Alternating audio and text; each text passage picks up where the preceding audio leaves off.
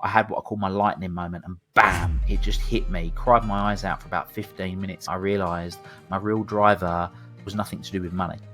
What it was really about was my dad, and how my dad hadn't achieved certain things he was capable of. Any flavour of negative emotion is simply a signal to think or act different. All of a sudden, I was allowing myself to go and do the thing that I wanted to do. And this is the beauty of living in alignment with your values, is you can take on extreme challenge, right? That's where you can break through walls, you can run through stuff, and it's like your zone of genius, if you like. People burn out because they're not spending enough time doing the stuff that they love doing. Use your North Star as an opportunity to make a difference to other people, so it not only benefits them, but their family, their friends, their community, society, humanity, and the universe.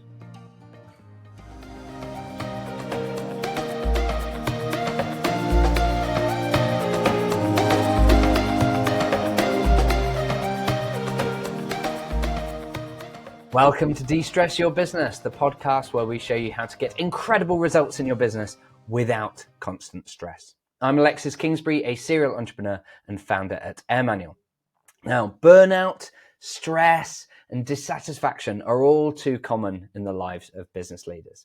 We work hard, chasing what we think is success, only to sometimes find ourselves unfulfilled or even on the verge of a breakdown.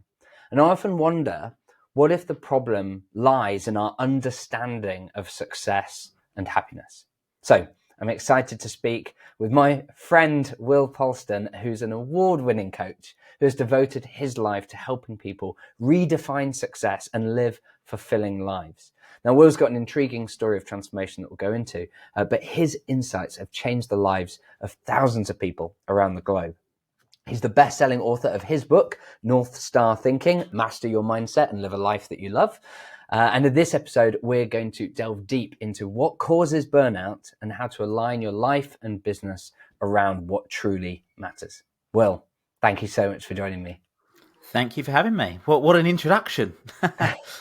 Thank you now very much. let's start with that journey, because your journey started with the belief that money equals happiness. What was the tipping point that led you to kind of question this deeply ingrained belief?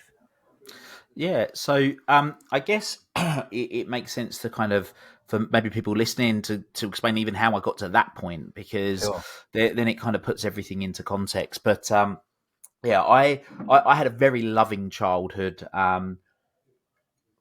I had a loving childhood, amazing family, parents still together today. But one of the things that I remember growing up was how much my dad hated his job.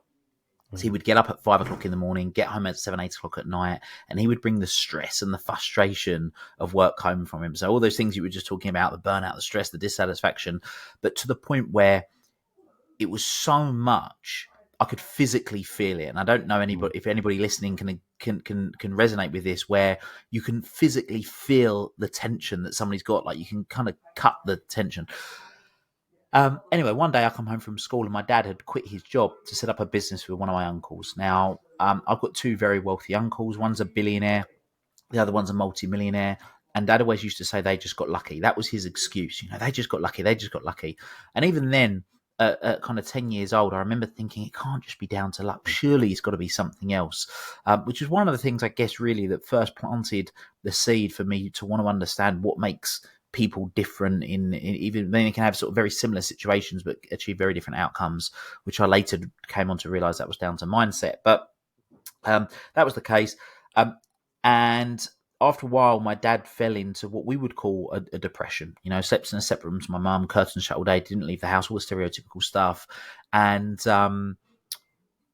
that was because the business that he was going to set up with my uncles never got started. That never happened, but he hated his job. So it was like a rock in a hard place. Well, I haven't got something to go forward to. I don't want to go back to what I didn't like doing. So where do I go? And I witnessed this, but after a while I started to resent my dad, because I was like, there's Uncle Mark, he's a billionaire, he's really happy. Uncle Steve, he's a multimillionaire, he's really happy. Dad, when he worked in London, all right, he was stressed and he made money. Now he's not working, he's not making money. Life's hard, life's different to how I knew it. Mum was going out and working multiple jobs to keep a roof over her head, all this stuff. And that was where I first realized that money equaled happiness, or I believed that money equaled happiness. And I become the like a lot of entrepreneurs, the kid at school buying and selling and ducking and diving and doing whatever I could.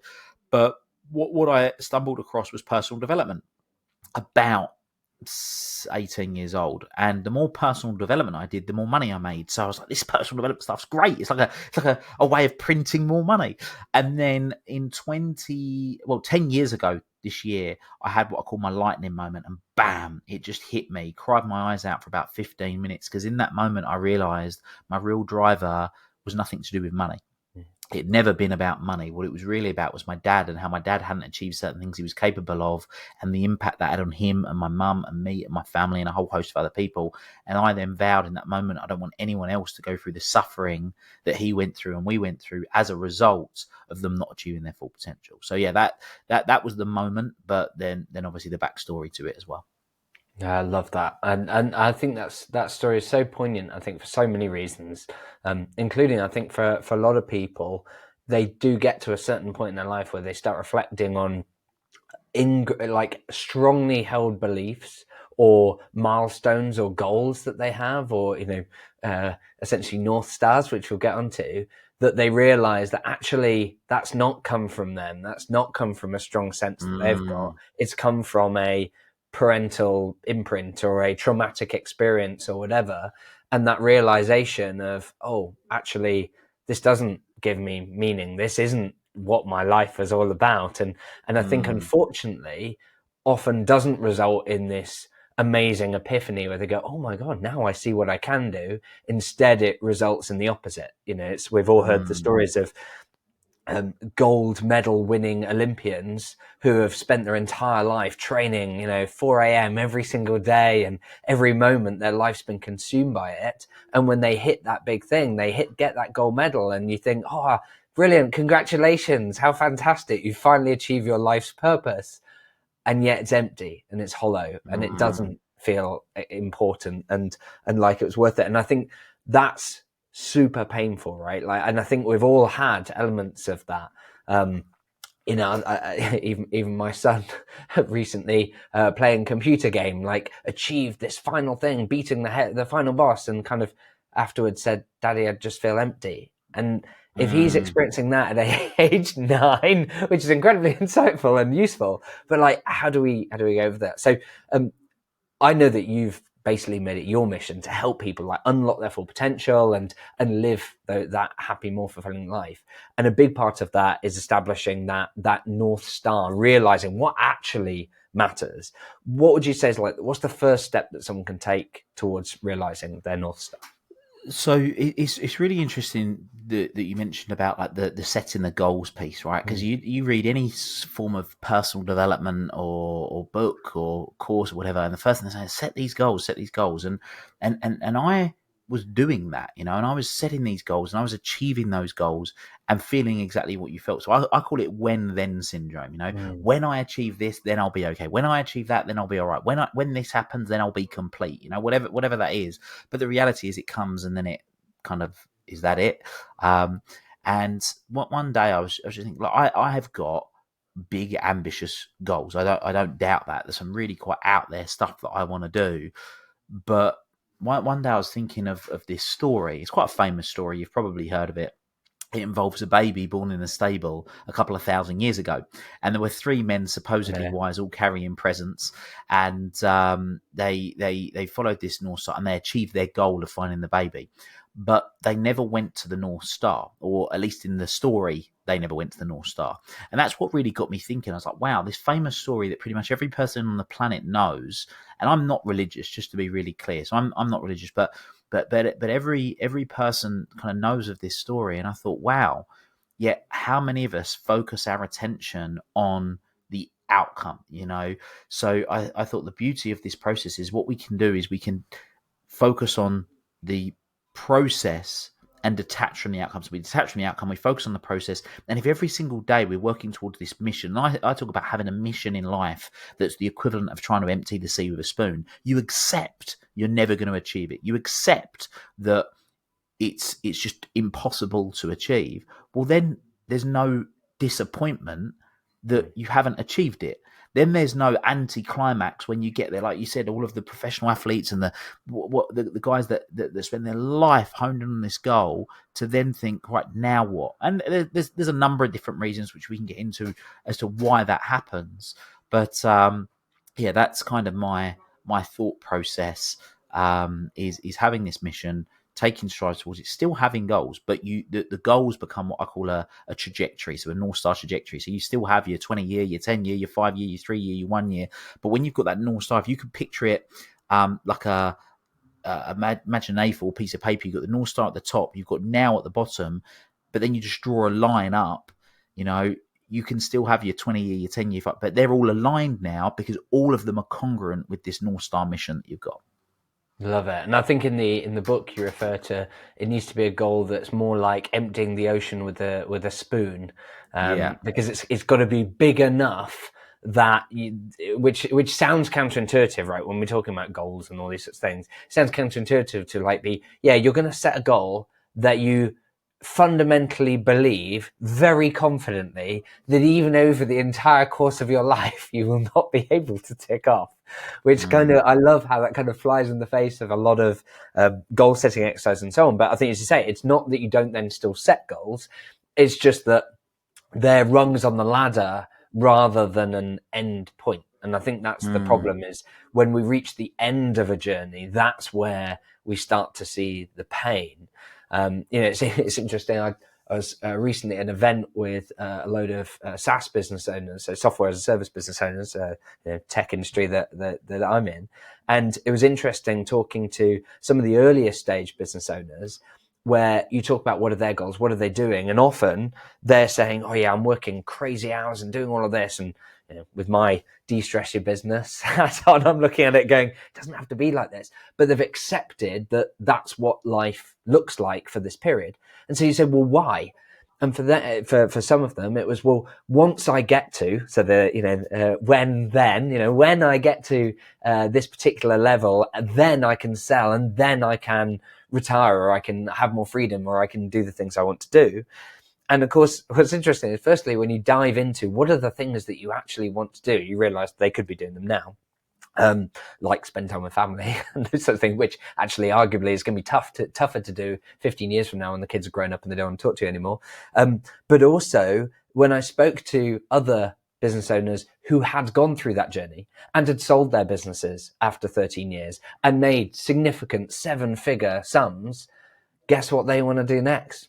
Start again, right? Because it's like, actually, it was the journey that was fun. It was the finding the product market fit and doing all those things. And so I love the fact that you set that, actually it's that bigger North Star. How would you say, in your experience, how do people tap into that? Because I think for a lot of people, like, it's one thing for us to say, oh yeah, set something big that you want to achieve, but no, you can't, but sets the direction. And also we've got this whole side of, actually, a lot of what you think might be your goal, actually how much of that is being set from what what others think, or what you think others what others perspective on success and so on. So what's been your experience of when you work with your clients? Like, how do you help them get clear on that? It's a great question, and I think that so many of us we've heard the term, I need to find my purpose. Yeah, I need to go out and find it, as if it's going to be hidden under a rock somewhere, right? But I don't believe in finding a purpose. I don't think anybody finds their purpose. I think everybody creates it, and that this is where, for me, there's the blend between science and art, because for me the art is the creativity element of it, but the science is, well, how can you just replicate it?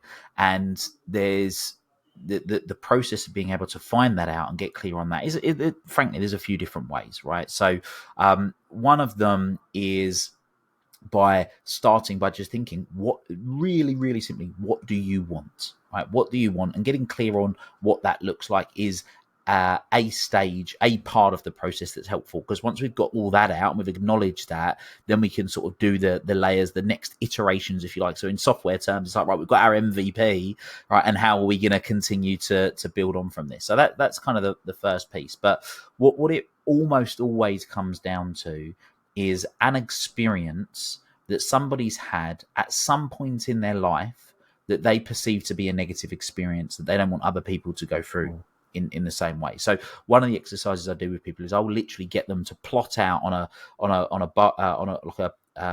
graph. You've got y-axis and an x-axis, and plot out their perceived highs and lows. So I don't know, everything from winning their 5 meter swimming badge to being bullied at school to get their first partner to getting married to you name it, right? Selling the business, losing the business, you name it. And it gives us a bit of an indication. So that's one of the ways, because every lowest low is directly correlated to people's highest highs. And if you have had a low and you haven't had the high from it yet, then the high is still on the way, right? So that's one of the ways that we do it. But one of the concepts that I really, really love is the ikigai.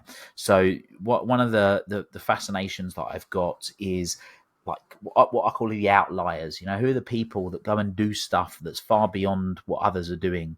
And one of those areas is living longer, right? So I said I've got some crazy goals. One of my goals is to live to 150, right? And that's not because I'm deluded and I'm crazy, albeit I suppose I can be a bit of those things sometimes.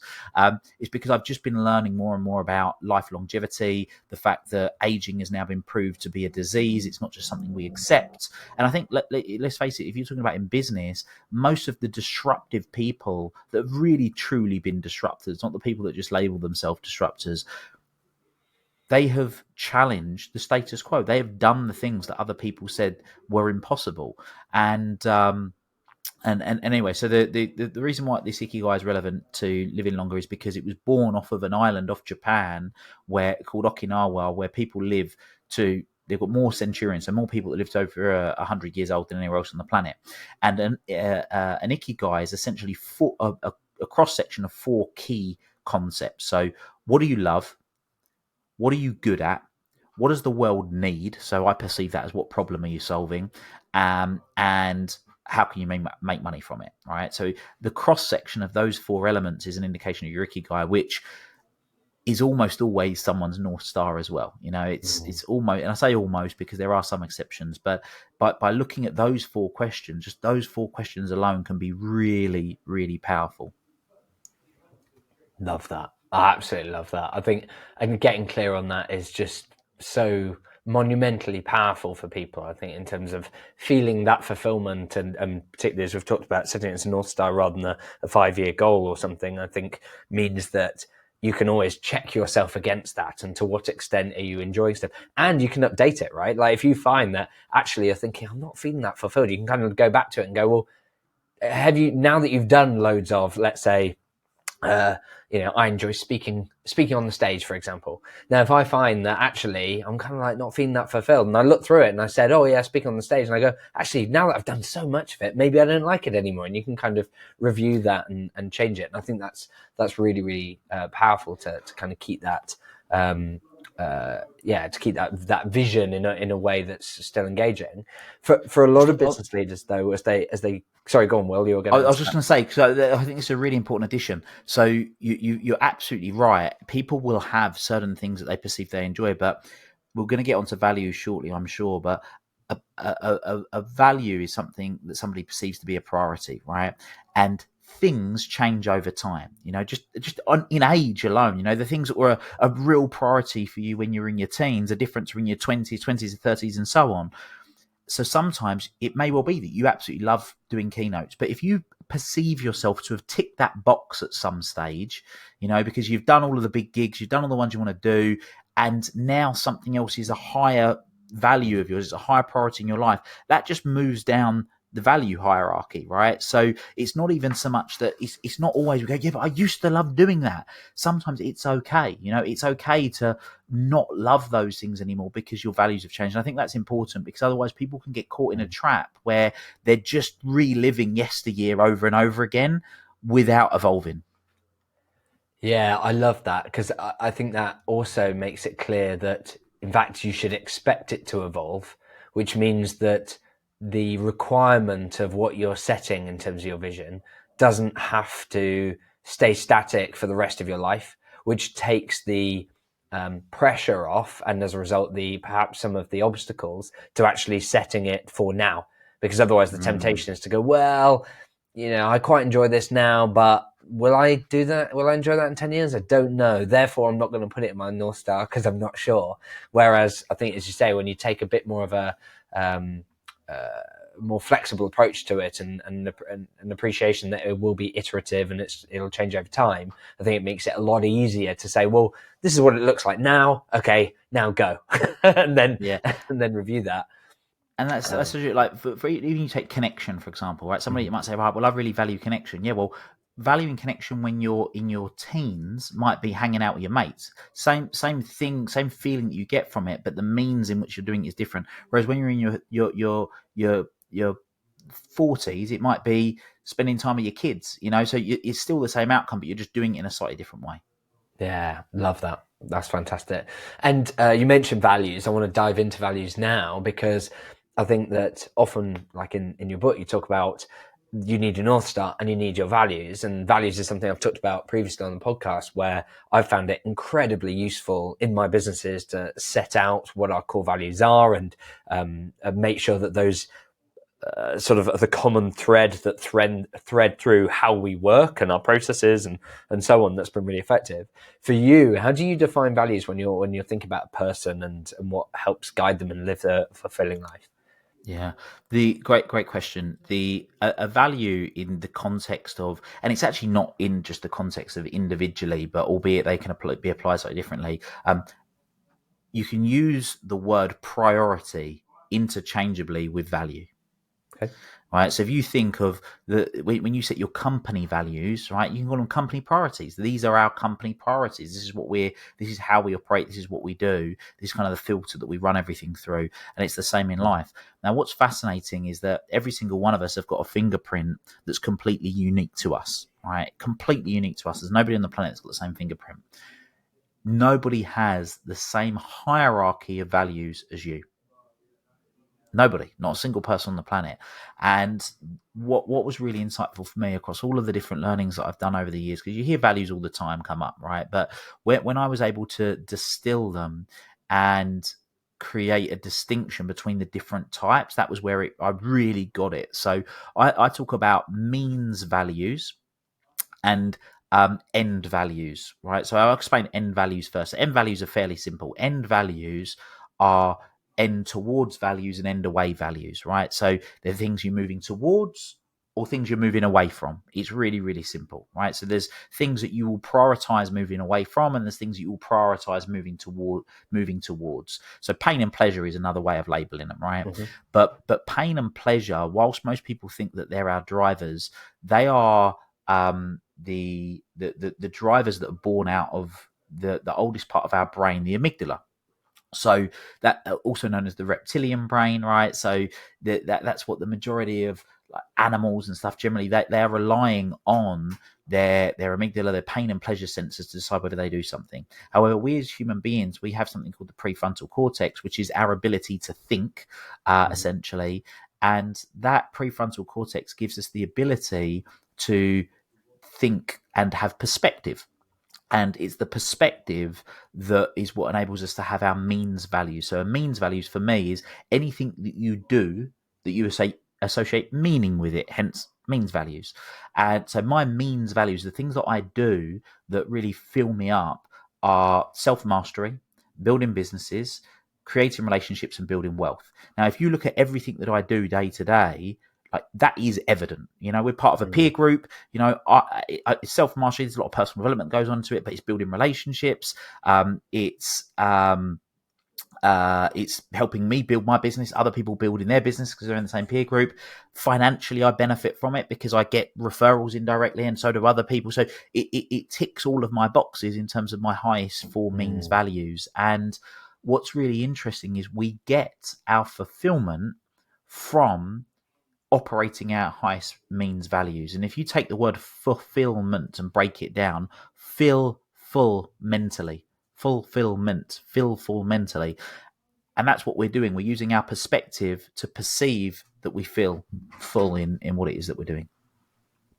Nice. And and I like the fact that it gives you a lens through which you can look at basically any activity, any commitment, anything that you're signing up for or spending your time on, and review both against your values and against your North Star to identify, is this in alignment with it? Does it fulfill those values? And as a result, help you help it act as your North Star for whether you want to be doing or not, which I think is great.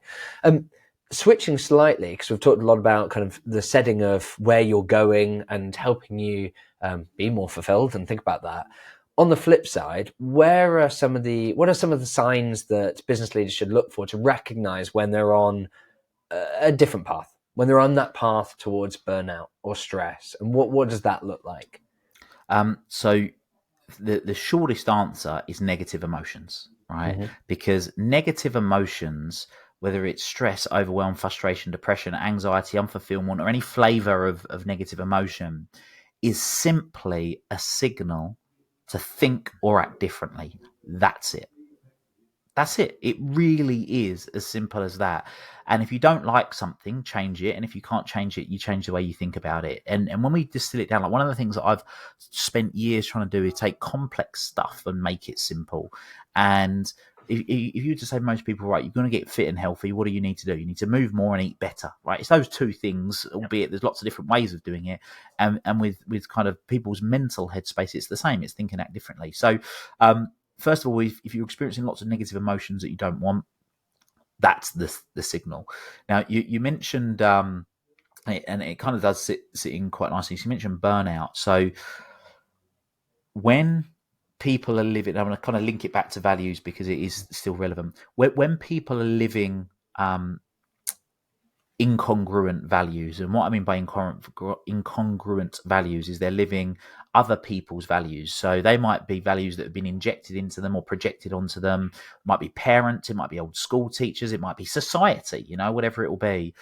Then that they will constantly need motivation. They'll constantly need something external to keep them going. And an indication of whether you're living your values or someone else's is from the language you're using. So if you're using language like I need to, I ought to, I should, I have to, it's an indication you're living somebody else's values. When you're living your own values, you'll use language like I love to, I choose to, I desire to, right? When you're living your values, you're inspired, right? Inspired, in spirit. What's another word for spirit? Energy. You're in your energy. So people think that they burn out because they're working too hard. They don't. Nobody works out. Nobody burns out because they're working too hard. People burn out because they're not spending enough time doing the stuff that they love doing.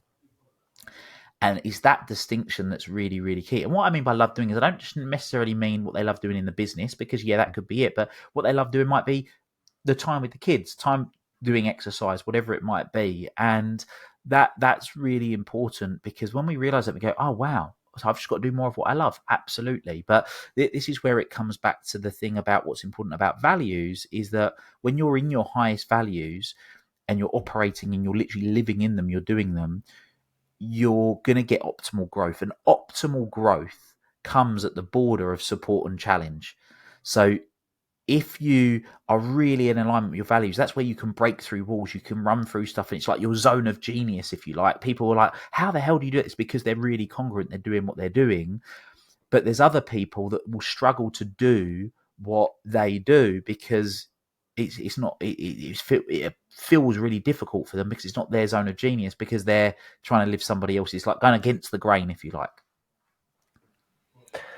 Yeah, I think that's so insightful. I love that point around that, it coming from the border of support and challenge as well, and how, as you say, you don't burn out if you're doing the things that you love and that align with the values. It's not through because we've all seen people who seem to be surviving on small amounts of sleep and all these sorts of things and just doing everything, but they're alive with it, versus another person working similar hours and yet they seem to be dying with it because of the nature of how they're doing their work and so on, which I think is really, really interesting. And I think, as you say, it requires that fulfillment across all of your values as well. I think if you decided that you're going to work really, really hard on something you enjoy in your business, and so you can imagine that kind of that value that you've got around that particular thing that you enjoy doing being filled, but actually your other three values, including looking after your health or something, or something relating to spending time with family,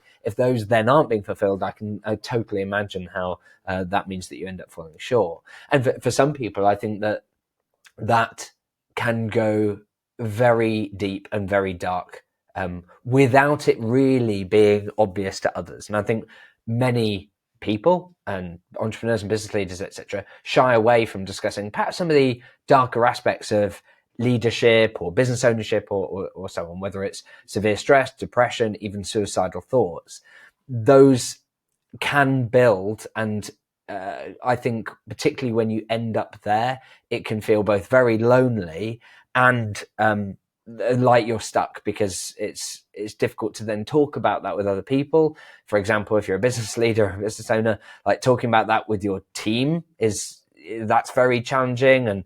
And often if your role in your family, you can't can you talk about it with your kids and all these sorts of things. You've had a variety of clients working and have had people in all sorts of different areas of the spectrum, from enlightenment and fulfillment right through to some of those dark sides. Can you perhaps share some insights on how to confront and manage these potentially taboo subjects effectively, and perhaps why it's crucial to do so?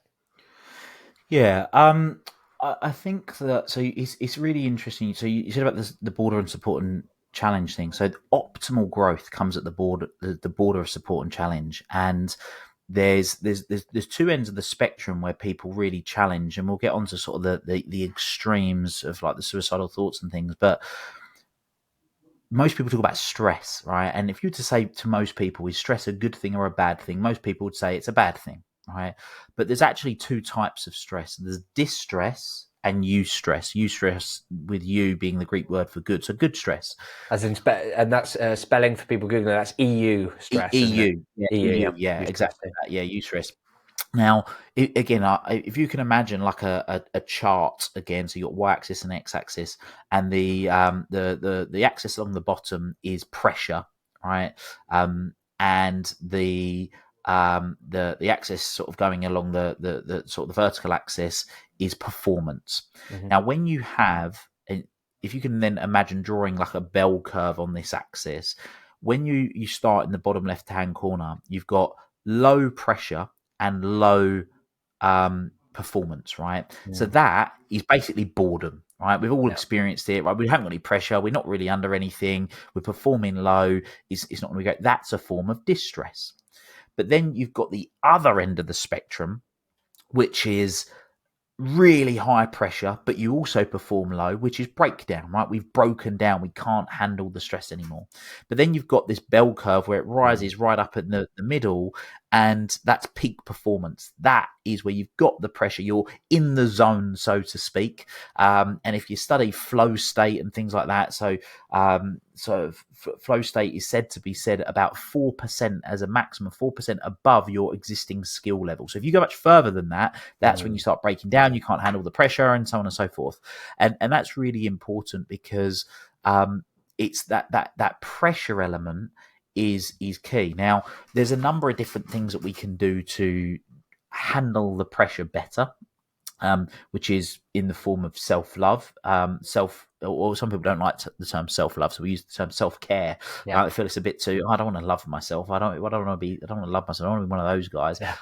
But be self-caring, which is looking after what I call the basics, right? So the basics are good quality sleep, good quality nutrition, appropriate water, appropriate exercise, and then doing some form of mindfulness, right? Whatever that might be. So I love meditation. I think meditation is probably one of the most underrated, powerful tools that any business owner could use. I feel that any business owner that doesn't meditate is at a disadvantage. And when I say meditate, doesn't do mindfulness, actually, I'll take that back. That doesn't do mindfulness is at a disadvantage to those that do. I strongly believe it.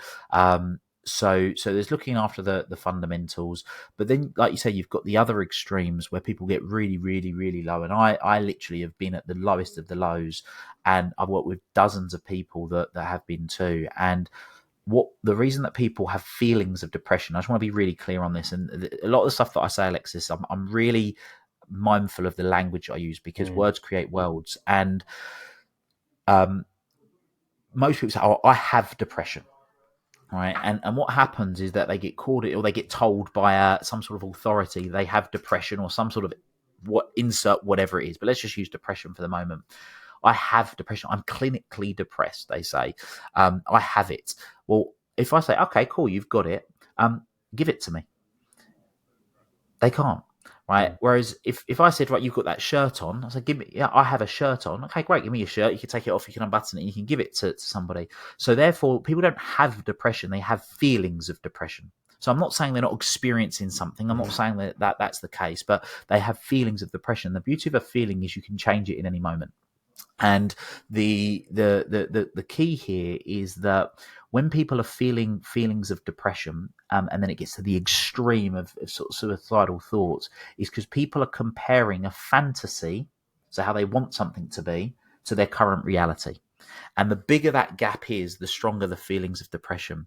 Now, when you get to sort of the real suicidal thoughts, in my experience and working with a bunch of people, it's because they're struggling to see a path forward. So they don't have the clarity on the path forward that doesn't, or at least if they do see one, the path that they're seeing just has massive pain attached to it. So either don't see anything at all, they can't see a way forward, or they associate massive pain with that way forward.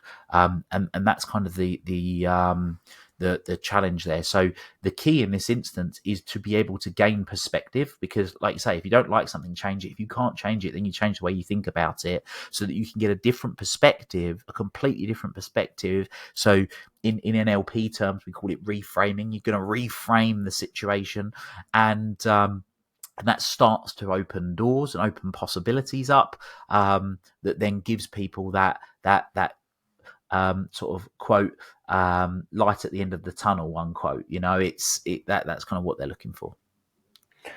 I think that's so interesting. I think for me, that really opens something there around the fact that it's the feelings, having feelings of depression. Because I think when I think about the people in my life and clients and so on that I've come across, worked with, etc., what you've said there just really crystallized for me, because what's been quite stark for me is what I've seen is that the situation that person is in, often from an outsider's perspective, is not that bad in the grand scheme of things, right?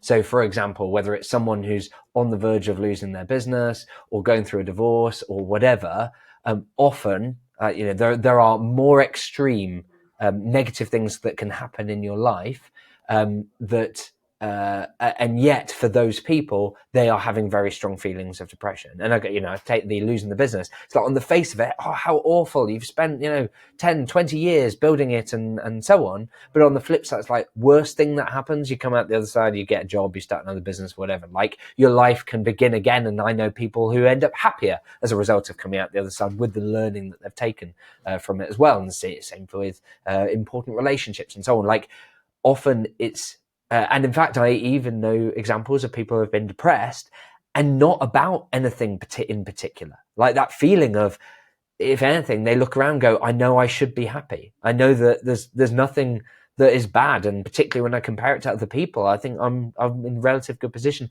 And yet I feel flat, or I don't, I'm not feeling happy about it. And that can lead to very deep depression, these suicidal thoughts and so on. And so I love the way in which you bring it to life by saying, actually, you have feelings of depression, and those normally come from feeling trapped, feeling like you're stuck in somewhere you don't want to be and that you're not enjoying, but and not having clarity on where you're going, but also or being worried about the pain it's going to take. And so you have to either get that clarity and overcome it, or change your feelings towards it. I think it's so powerful.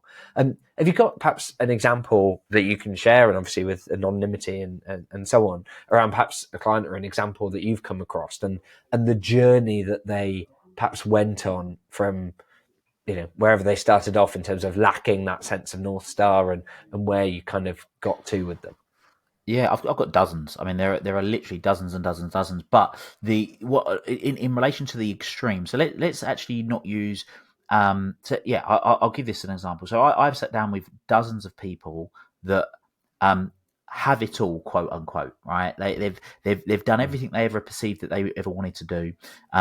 Like they maybe, I mean, I remember having one guy sat in my office. Well, actually, technically, we were sat in the office garden. It sold his business, 18 million quid cash, gone and bought every single car you can think of, was day trading, making 10, 20,000 pounds a day. And he was like, Will, I am seriously depressed. Well, first thing I explained to him is that, well, you're having feelings of depression, etc., etc., etc. But then what we established was that he'd spent 35 years building a construction business where he was every day living his values, right? He was doing the things that he wanted to be doing. And now he was living somebody else's value. He was living society's perception of what he thought he should do. Yeah, which was make loads of money and then sit around and do nothing and go on holiday. That wasn't what filled him up. So I try and condition people to think about the idea of, if you can create, and I never put this in the book, but I kind of wish I did now, is that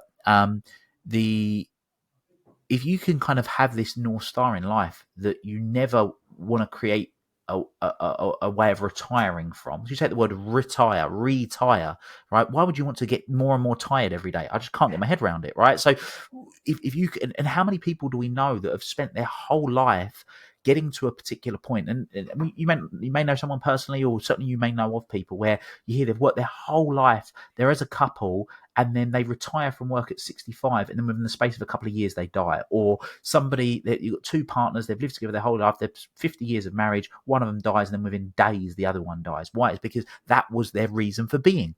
Yeah, that was what they did. And most people have gone through life learning something to earn something to then yearn for something, right? So when we change that around and go, right, well, no, we're going to live life every day.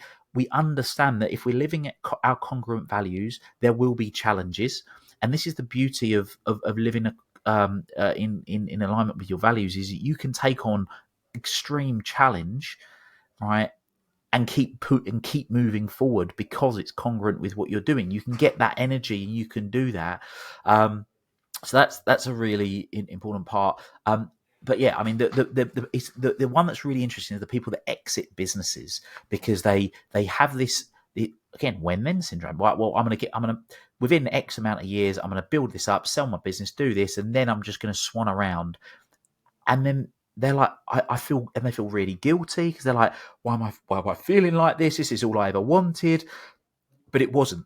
They perceived that was all they ever wanted. But when we get into this, then all of a sudden, I've literally seen people in the space of hours reignite because they've now got this new focus of what they're going on. And the other thing as well, which when I see it, is we in life have, all of us have them at some stage, and many of us have already had them, are significant emotional events.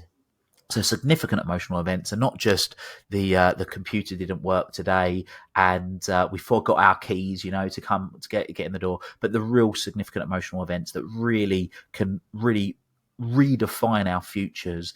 And a significant emotional event almost always is as a result of a loss of identity. Right, so that loss of identity will be, and what I mean by identity, by the way, is anything you say I am, right? So if I say I am a business owner and I lose my business, I'm no longer a business owner. Significant emotional event. If I'm married and I get divorced, I am no longer a partner, like married. So I'm no longer. If you lose a child, I am a parent. I'm no longer a parent. So it's when you lose that identity is what really creates it. So how do we do that? Well, first of all, it's understanding and creating as many identities as possible and not pigeonholing ourselves into one thing.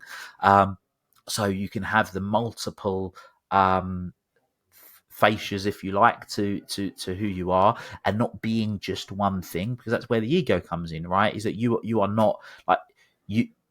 If I said, who are you? You say, I'm Alexis Kingsbury, right? If you say, who are you? I'm Will Polston, but we're more than just our name. Yeah, that's our name. But who are you? Well, I am kind, I am caring, I am energized, I am inspired, I am giving, I am driven, I am ambitious. That's who I am. Will Polston's just my name. Mm-hmm.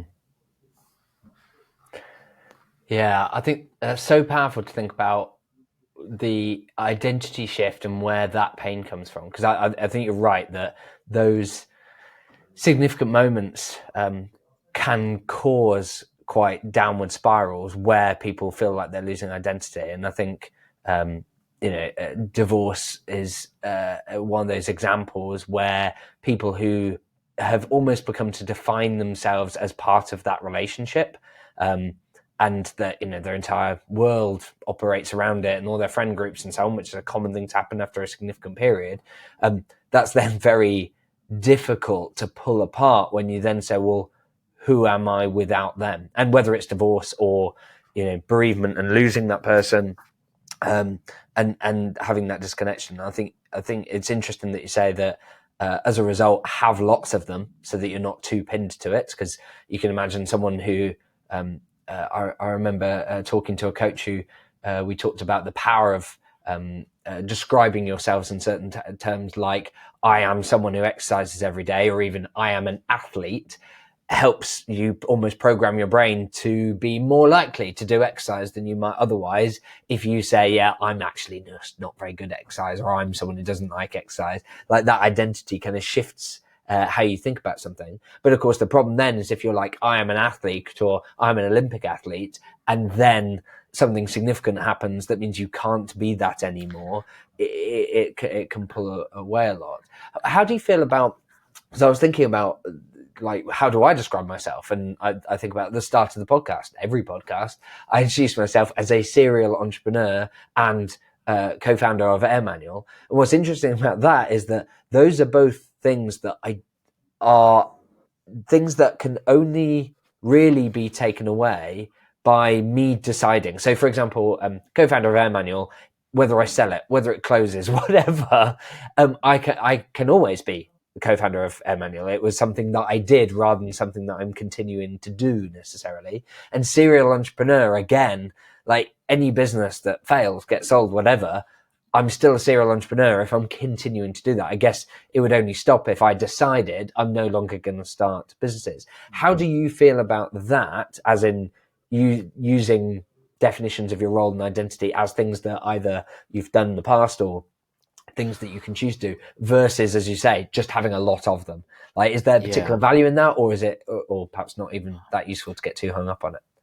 No, well, it's really interesting, right? So what you said about the athlete piece is why I think it's so important to have a North Star, because there's a model. So Robert Dilts is one of the, albeit he isn't acknowledged most of the time, one of the original co-founders of neuro-linguistic programming, NLP, and he created a model called neurological levels of change. And in neurological levels of change, and this is one of the things that I essentially help people do, I help them change. When most people are looking to change something in their life, they attempt to change it at behavior level. Right. So if you can imagine like a triangle, and I'm going to explain it from top down. So you've got the levels and basically everything ripples down. So at the top, in his model, you've got purpose, then it's identity, then it's values and beliefs, then it's skills and capabilities. Then those skills and capabilities create behaviors, and behaviors create the environment. Right. So I don't use the term purpose in his model. I use North Star, because if you have the identity of an athlete, and then you lose that, that does have a big impact. Whereas if you had the identity, I'm continually always improving my health and fitness and doing it at optimal levels, or whatever, however you might define the North Star in that way, then even if for whatever reason you lost the term identity or professional athlete or whatever else, you can still do that without having the term identity. So that's an aside. But when that's a really powerful model if you want to create change, because when I'm creating change with people, I don't even bother in most instances faffing around with behavior level.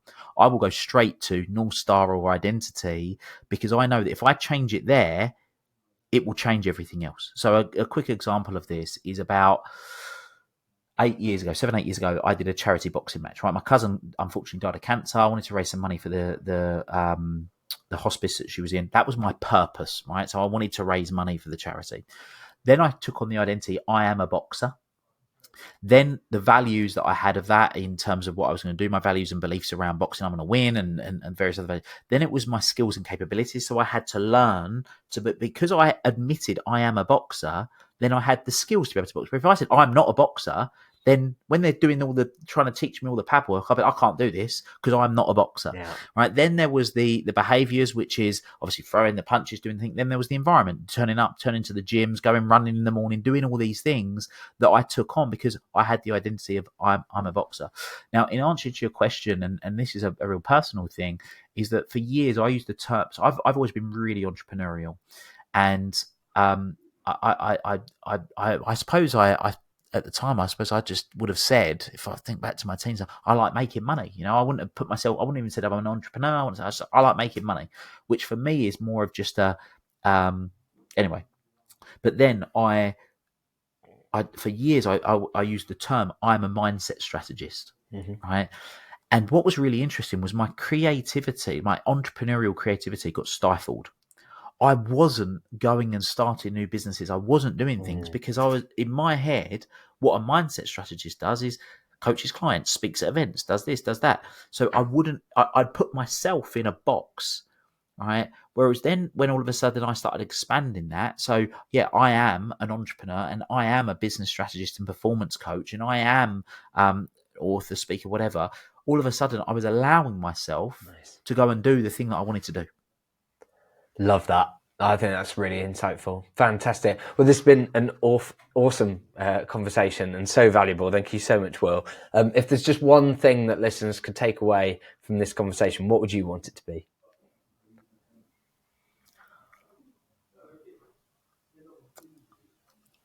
I mean, the the obvious answer for me would be, guys, get clear on your North Star. That would be that. But because I do truly think it is invaluable in life. But that's obviously something we've spoken about. But as a parting message, I suppose the thing that I would encourage everybody to think about is, what do you love?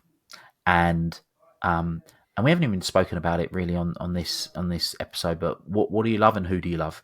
And do the things that you love doing, and spend time with the people that you love. Tell the people that you love them, and